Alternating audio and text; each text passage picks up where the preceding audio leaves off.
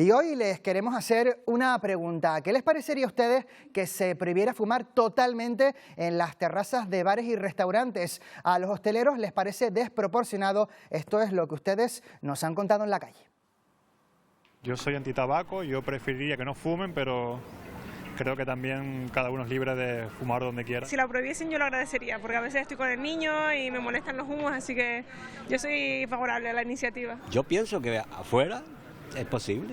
Yo soy partidario de que se prohíba, porque se supone que cuando estás en una terraza estás comiendo y la verdad que es desagradable que estés comiendo y te esté llegando el humo del tabaco. Que se fume, porque a mí no me gusta el tabaco, pero sí que la gente esté cómoda. Soy partidario, en las terrazas no se fuma.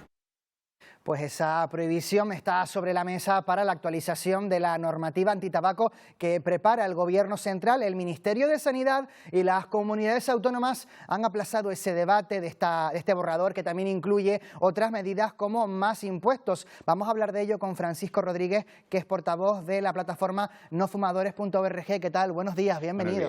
Buenos días. ¿Qué les ha parecido que el Ministerio y las comunidades hayan aplazado ese debate para esta normativa antitabaco, esta actualización? Bueno, una pena. Creemos que esto había un consenso social importante ya y bueno, creemos que el que se haya retrasado es una lástima. Pero bueno, parece que ya la cosa va avanzando. ¿Y por qué creen ustedes que se ha tomado la decisión de aplazar este debate? Bueno, pues no lo sabemos. Realmente con el ministro Illa hubo unas reuniones con varias plataformas y sociedades científicas, todos los profesionales sanitarios, para debatir un poco sobre ese. Inexplicablemente con la ministra Carolina Darias se quedó en el cajón. El ministro Miñones dijo que estaba muy interesado, pero estuvo 6 meses en el gobierno. Entonces parece que al final va a salir algo que creo que demanda la sociedad en algún momento. Dentro de todo lo que propone el Ministerio de Sanidad, ¿qué es para ustedes lo más prioritario?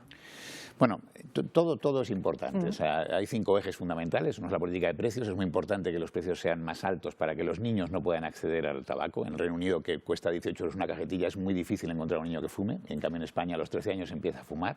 Las políticas de espacios son también importantes. Creemos, si fallecen 60.000 personas al año en España por fumar, 6.200 son no fumadores. Entonces, de alguna manera hay que hacer algo con, por restringir esos espacios de consumo común del aire para que no haya este riesgo, ¿no? Aparte del ejemplo que supone, por ejemplo, en las terrazas, que no fumen los niños. El empaquetado genérico es una medida que funciona muy bien en otros países y hay que tenerla también. Creemos que, por ejemplo, también ayudar a dejar de fumar a los fumadores es importante. A los fumadores hay que darles una solución. Y bueno, creemos que todo este tipo de medidas son importantes. Equiparar, por ejemplo, los nuevos productos con los productos tradicionales también es una medida importante, porque hemos visto que al final son una vía de inicio para mucha gente y bueno, pues además creemos que es un peligro tenerlos ahí. La normativa que plantea la ministra de Sanidad, Mónica García, en principio no concreta los lugares en los que se quiere prohibir fumar. Se habla de las terrazas, de las marquesinas del transporte público, en el interior de los vehículos cuando vayan menores de edad. ¿En qué lugares públicos creen ustedes que debería prohibir fumarse totalmente? Bueno, fundamentalmente lo ha dicho usted. O sea, realmente creemos que en los estadios deportivos, por ejemplo, que no lo ha mencionado, es un sitio donde no casa, el tabaco no casa con el deporte. Es un espacio privado, los vehículos privados, pero cuando van niños o una embarazada, creemos que debería de prohibirse fumar. Y luego, pues hombre, las terrazas es algo que está ahí, que durante la pandemia no ocasionó ningún problema, que en los países en los que está prohibido, como Suecia, cuando sale un poco de sol la gente va como loca a las terrazas, que en España los hosteleros dicen que va a ser un desastre, pero lo dijeron ya cuando se prohibió fumar en el interior y sin embargo no ocurrió nada. Este tipo de teorías catastrofistas al final vemos que quedan en nada. Realmente la gente seguirá yendo a las terrazas y yo recuerdo en la pandemia que cuando alguien se quería fumar se iba un poquito fuera y no pasaba nada y realmente pues nos evitaba a los que estábamos ahí pues un riesgo y sobre todo un ejemplo para los menores muy importante, porque de alguna manera van entendiendo que fumar no es algo sano y entonces hay que hacerlo fuera de donde se comparte espacio común. Creo que es un buen ejemplo para los menores, independientemente de que probablemente no sea tan peligroso como fumar en un interior, pero ese tipo de medidas son buenas para educar a la juventud. ¿Les preocupa a ustedes la presión que puede hacer el sector de la hostelería en relación a esta normativa? Bueno, como lo he dicho antes, es algo que viene ocurriendo, que ha ocurrido en otras ocasiones y que ya vemos que al final pues la hostelería está sirviendo de ariete a las compañías tabaqueras que de alguna manera son las que están detrás de todo esto. No creemos que la gente piense realmente que va a suponer el desastre para la hostelería. Creemos que la mayoría de la gente no va a creer esa teoría que van lanzando. ¿Hay datos, informes científicos, estudios que hablen del impacto que tiene para un fumador pasivo el hecho de estar al aire libre compartiendo espacio con otras personas que sí están fumando? Sí, efectivamente en España tenemos un trabajo que se ha publicado en todas partes, en todo el mundo, que es un estudio que ha hecho el Instituto Catalán de Oncología, donde el profesor Esteve Fernández, catedrático de Salud Pública de la Universidad de Barcelona, ha medido el impacto y realmente se ha comprobado que efectivamente los que estaban en terrazas donde se fumaba recibían un impacto de micropartículas que al final son muy dañinas, de alguna manera.